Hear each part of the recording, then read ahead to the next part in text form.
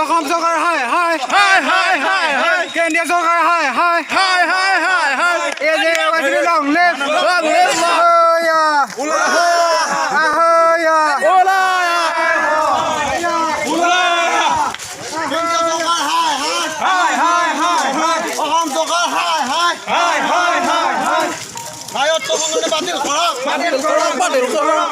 আমাৰ দাবী মানিব লাগিব